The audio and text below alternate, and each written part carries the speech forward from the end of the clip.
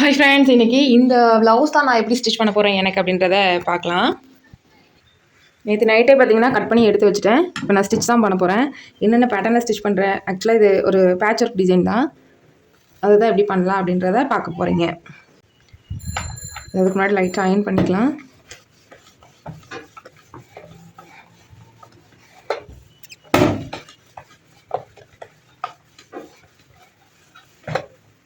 இந்த ப்ளவுஸ் வந்து கொஞ்சம் லோ குவாலிட்டி உள்ளது தான். இந்த பாருங்கள், நூலெல்லாம் எப்படி பிரிஞ்சு போயிருக்குன்னு. இது நான் அந்த 255 சாரீ கட்டியிருந்தால அந்த சாரீக்கான ப்ளவுஸ் தான். ஸோ அதனால் இது கொஞ்சம் லோ குவாலிட்டி தான். It's okay. இருந்தாலும் நம்ம இது ஒன்றும் ரஃப் யூஸ்க்கெலாம் யூஸ் பண்ண போகிறதில்ல, எப்போ தான் யூஸ் பண்ணுவோம். அதனால் ஓகே, நம்ம இதில் ஸ்டிச் பண்ணிடலான்ட்டு இதை எடுக்க போகிறேன். ஓகே, இப்போ இதுதான் பேக்கு. பேக்கில் வந்து என்ன பிளான் பண்ணியிருக்கேன் அப்படின்னா, இங்கே வந்து போட் நெக் வரும். ஸோ இங்கே வந்து போட் நெக் வரும். இது ஓப்பன் தான். சென்டர் வந்து இது ஓப்பன் தான். அப்புறமா இது வரைக்குமே வந்து ஓப்பனில் இருக்கும். அதுக்கப்புறம் ஃபுல்லாக பார்த்தீங்கன்னா இங்கே வந்து ப்ளீட்டட் அட்டாச் பண்ணுவேன். ஸோ அதுதான் கான்செப்ட். சரியா? ஆக்சுவலாக இங்கே வந்து போட் நெக்கில் இங்கே பாட் நெக் வரும்ல, அந்த பாட் நெக்கை ரொம்ப விரிக்காமல் குறுகலாக தான் வரும். நார்மலாக வரும். ரொம்ப குறுகலாகவும் வராது, ரொம்ப விரிச்சும் வராது. அதுக்கப்புறமா மீதி இருக்கக்கூடிய இந்த இடத்துல பார்த்தீங்கன்னா கழுத்து இறக்கிறதுக்கு அப்புறமா அந்த கான்ட்ராஸ்ட் கலர் கொடுத்து ப்ளீட் வச்சு ஸ்டிச் பண்ண போகிறேன். ஓகே, இதை கூட நம்ம அப்புறமா கட் பண்ணிக்கலாம். இது வந்து இப்போ பார்க்குறதுக்கு உங்களுக்கு ஓப்பனாக இருக்கிற மாதிரி தெரியும், ஆனால் நம்ம ஸ்டிச் பண்ணி முடிச்சதுக்கப்புறமா இது க்ளோஸாக தான் இருக்கும். சரியா? ஓகே, நம்ம இதை கட் பண்ணி எடுத்துடலாம் அப்போ கையோட.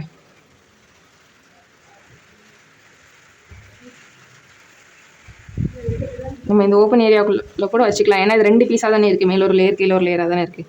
அதனால் அதை வச்சு கட் பண்ணி எடுத்துக்கிறேன்.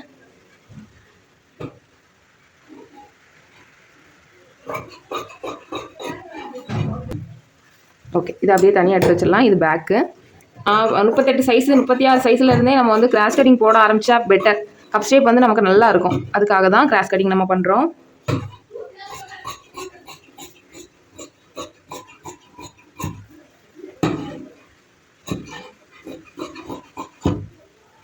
ஸோ அவ்வளோதான். ஸ்லீவில் வந்து சேம் அதே கான்ட்ராஸ்ட் கலர் வச்சு இங்கே ப்ளீட் வச்சு ஸ்டிச் பண்ண போகிறேன். இதுவும் நியூவான உள்ள மாடல் தான். நீங்கள் ஒரு பிகினிங் ஸ்டேஜில் இருக்கிறீங்கன்னா இந்த வீடியோ பார்த்தா ஒரு ஐடியா கிடைக்கும். நான் ஆல்ரெடி நல்லா ஸ்டிச் பண்ணுவேன் அப்படின்றவங்களுக்கு இந்த வீடியோ ஒரு ஆஸ் யூஷுவலான ஒரு டிசைனாக தான் இருக்கும்.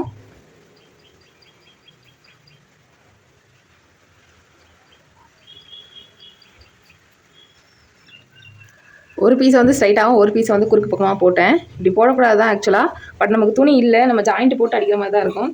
ஜாயிண்ட் போட்டு அடித்தாலுமே ஃப்ரண்ட்டில் பார்த்தீங்கன்னா அந்த ஜாயிண்ட் போட்டோன்னா நல்லா இருக்காது. அதனால் நான் இப்படியே எடுத்துக்கிறேன். ஒன்றும் பிரச்சனை இல்லை, எனக்கு தானே பண்ண போகிறேன்.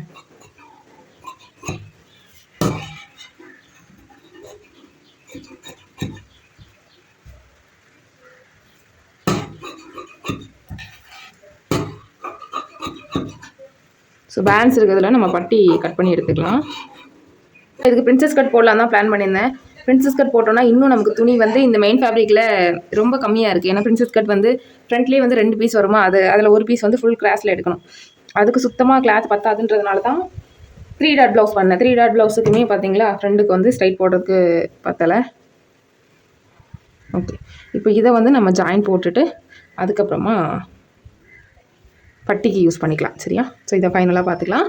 ஃபஸ்ட்டு நம்ம இதை ஸ்டிச் பண்ண ஸ்டார்ட் பண்ணிக்கலாம். நம்ம ஊரில் நல்ல மழை. ஸோ உங்களுக்கு காட்டுறேன். வெளியில் வந்து நல்ல மழை காற்று வந்துட்டுருக்கு. உங்கள் ஏரியாவில் எப்படி இருக்குது அப்படின்றத கீழே கமெண்ட் பண்ணுங்கள். ஸோ இந்த கிளைமேட்டோடவே அப்படியே நமக்கு வந்து ஸ்டிச் பண்ணலாம். ஃபஸ்ட் நான் இதுக்கு வந்து நூல் சுற்றிக்கிறேன்.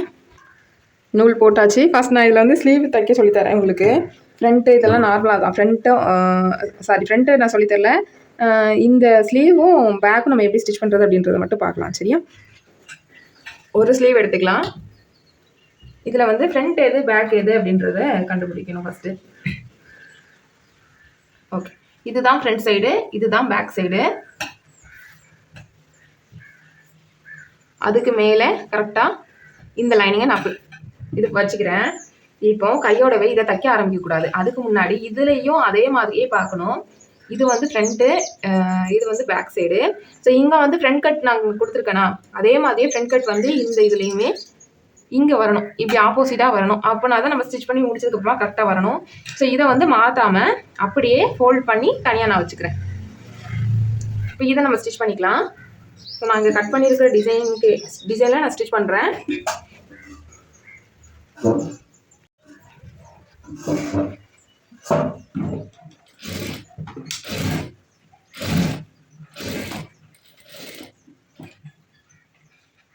இந்த மாதிரி டிசைன் கட் பண்ணும்பொழுது நீங்கள் ஒன்று தான் ஃபாலோ பண்ணணும்.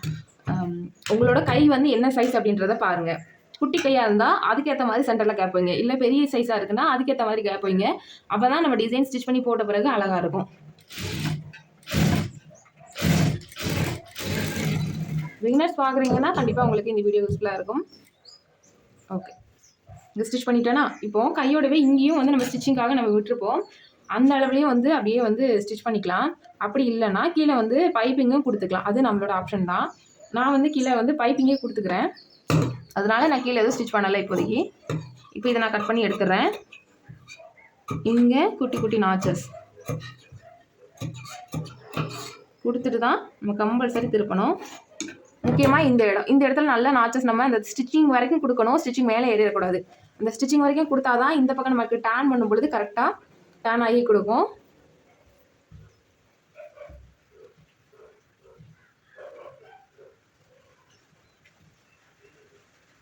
ஸோ இப்போ வந்து இதில் நான் வந்து ஸ்டிச்சிங் மேலே போடலை. அதுக்கு பதிலாக நான் என்ன பண்ண போகிறேன்னா அயனிங் பண்ண போகிறேன். ஏன்னா இப்போ நம்ம ஸ்டிச்சிங் போடணும்னா இதில் டிசைன் வச்ச பிறகும் இதில் நம்ம என்ன பண்ணணும், தையல் போட வேண்டியிருக்கும். அப்போது மறுபடியும் தையல் வந்தால் ஃபினிஷிங் வந்து கம்மியாயிடும். அதனால் நான் என்ன பண்ண போகிறேன், இப்போ நான் வந்து அயனிங் பண்ண போகிறேன்.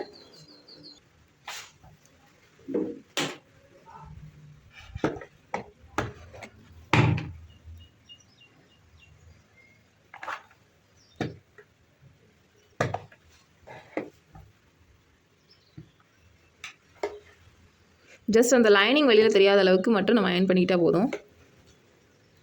இப்போதைக்கு நமக்கு அது மேலே தூக்கி வரக்கூடாது, அவ்வளோதான். நம்ம அப்புறம் ஸ்டிச்சிங் பண்ணும்பொழுது கரெக்ஷன் பண்ணிக்கலாம். இந்த அளவுக்கு நியூஸ் பேப்பர் எடுத்துக்கிறேன். இது வந்து எதுக்காகன்னா, இந்த நான் கொடுக்க போகிற டிசைன் கிளாத் வந்து ரொம்ப லைட் வெயிட் கிளாத்து. ஸோ அதில் ப்ளீட் வச்சு அப்படியே ஸ்டிச் பண்ணோன்னா அது ஒரு ஃபினிஷிங் கிடைக்காது. ஸோ அதை கரெக்ஷன் பண்ணுறதுக்காக தான் நம்ம இந்த இதை வந்து கீழே ஒரு பேஸாக கொடுத்து யூஸ் பண்ண போகிறோம்.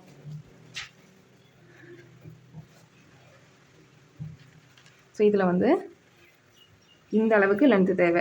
அதே மாதிரி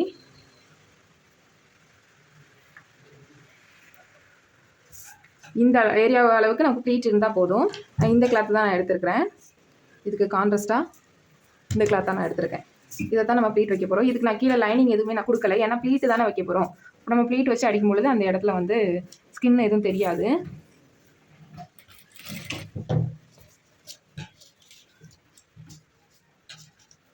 ப்ளீட் வந்து 1/4 இன்ச்லேயும் வைக்கலாம், 1/2 இன்ச்லேயும் வைக்கலாம். நீங்கள் குட்டி கையாக இருக்கிறீங்கன்னா 1/4 இன்ச்சில் வைங்க, அதுவே நீட்டாக இருக்கும். இல்லை எனக்கு வந்து கொஞ்சம் போல்ட்டான கை அப்படிங்கும் பொழுது 1/2 இன்ச்சில் வைங்க.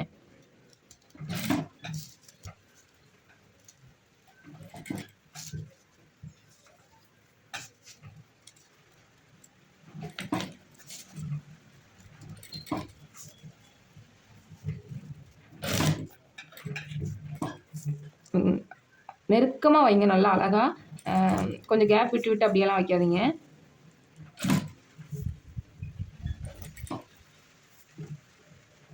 இப்படி நீங்கள் நெருக்கமாக வச்சா தான் போடும்பொழுது அந்த இடத்துல உங்களுக்கு ஒரு பஃபினஸ் கிடைக்கும். ப்ளீட் மட்டும் லைட்டாக தூக்கி கொடுப்போம். இல்லை எனக்கு இப்படி தூக்கக்கூடாது அப்படின்னு நினைக்கிறவங்க மட்டும் கீழே லைனிங் கொடுத்துட்டிங்கன்னா உங்களுக்கு ரொம்ப மேலே வந்து தூக்கிட்டு இருக்காது. கீழே எதுவுமே நம்ம பேஸ் கொடுக்காம பண்ணுறோன்னா போடும்பொழுது நமக்கு பஃப் வந்து நல்லா அழகாக வந்து தூக்கி கொடுக்கும். அதுதான் கான்செப்ட். பாருங்க, நான் ஒரு சாரியோட லென்த்துக்கு எடுத்தேன். ஆனால் அந்த சாரியோட லென்த்து ஃபுல்லாகவே எனக்கு ஒரு ஸ்லீவுக்கே வந்து ப்ளீட்டுக்கு வந்து போதுமானதாக இருந்துச்சு.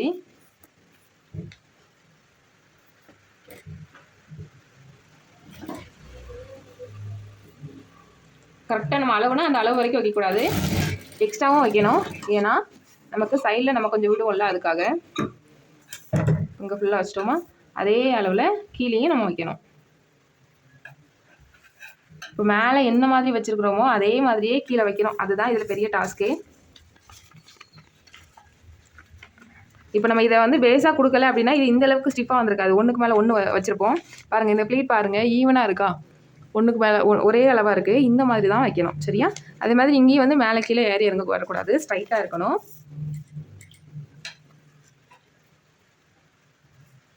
இப்போது ஃபஸ்ட் ப்ளீட் எங்கே இருக்கோ, மேலே எங்கே இருக்கோ அதவே நம்ம பிடிச்சி கீழே கொண்டு வரணும்.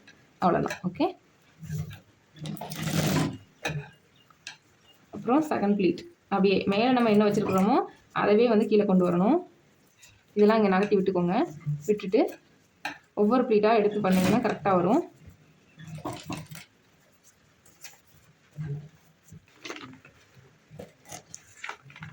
இதில் ஸ்டிச் பண்ணும்பொழுது மெயினாக என்னென்னா இந்த பேப்பரில் பள்ளம் விழக்கூடாது. பாருங்கள் நடுவில் இதில் இந்த கிளாத் வந்து இப்படி பேப்பர் வந்து இப்படி தூக்குது. அப்படி தூக்கக்கூடாது. அப்படி தூக்கினா நம்ம ஃபிக்ஸ் பண்ணதுக்கப்புறமா கரெக்டாக வராது. அதனால் நம்ம நீட்டாக பிரிச்சுட்டு பண்ணிடலாம். இந்த கிளாத்தை பொறுத்தளவில் இந்த மாதிரி தான் கொஞ்சம் நிறையா இஷ்யூ வரும். ஸோ பொறுமையாக பண்ணலாம். பிரிக்கும் போதும் பார்த்து தான் பண்ணணும். இங்கே பாருங்கள் பேப்பர் கிழியுது. இங்கே லைட்டாக பேப்பர் கிழிஞ்சு தான் இருக்குது. It's okay. நம்ம பேப்பரை மறுபடியும் ட்ரெஸ்ஸில் அட்டாச் பண்ணிவிட்டு இதை தனியாக தான் எடுக்க போகிறோம். அதனால் ஒன்றும் ப்ராப்ளம் இல்லை. இப்போது என்ன பண்ணணும்னா இந்த லென்த்துக்கு கரெக்டாக வச்சு அடிக்கணும். இப்போ இதுவே நம்ம வேறு ஏதாவது cotton, silk cotton, any cotton variety பண்ணுறோம் அப்படின்னா நம்ம நீட்டாக வந்து மேலே வச்ச ப்ளீட் அளவுக்கு கீழே ஜஸ்ட் ஒரு அயன் பாக்ஸ் வச்சு அயன் பண்ணிவிட்டு அப்படியே ஸ்டிச் பண்ணி விட்டுடலாம். ஆனால் இந்த மாதிரியான சிந்தட்டிக் கிளாத்து, ஜார்ஜெட் வெரைட்டி, ஏதோ ஒன்று, அந்த பூனம் வெரைட்டி, அந்த லைட் வெயிட் சாரீ எல்லாமே பார்த்திங்கன்னா கண்டிப்பாக உங்களுக்கு இந்த மாதிரி ரிஸ்க் நிறையவே இருக்க தான் செய்யும். ஸோ அதனால தான் ஃபேன்சி சாரியில் டிசைன் வைக்கிறதுக்கு நிறைய டெய்லர்ஸ் வந்து ப்ரிஃபரன்ஸ் வந்து கொடுக்க மாட்டாங்க.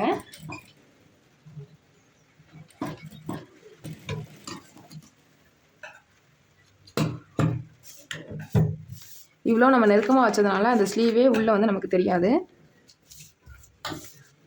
அதாவது ஸ்கின்னு தெரியாது. உள்ளே வந்து ஸ்கின் இருக்குது அப்படின்றதே நமக்கு தெரியாது. இப்போது இதை வந்து கரெக்டாக இந்த இடத்துல வச்சுக்கலாம்.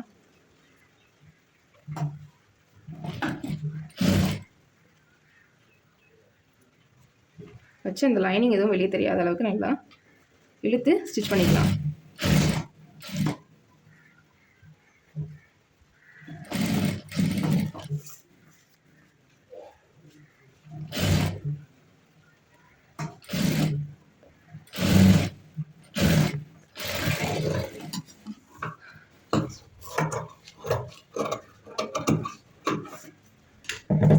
அகைன் காலிஞ்சில் இன்னொரு ஸ்டிச் போடுறேன்.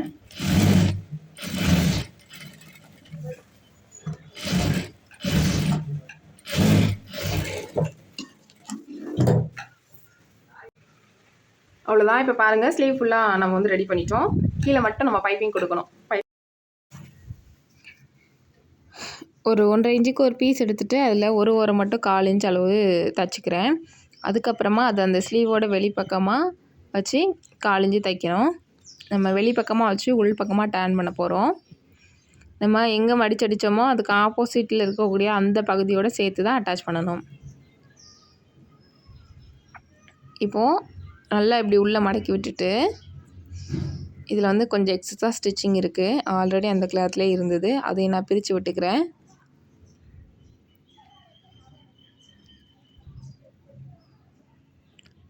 இப்போது அந்த ப்ளூ கலர் கிளாத்தை ஃபுல்லாக டேர்ன் பண்ணாமல் லைட்டாக நமக்கு பைப்பிங் எந்த அளவுக்கு வெளியில் தெரியணும்னு நினைக்கிறோமோ அந்த அளவுக்கு வெளியில் தெரிகிற மாதிரி வச்சுட்டு கோல்டன் கலரோட ஓரமாக தையல் போடணும்.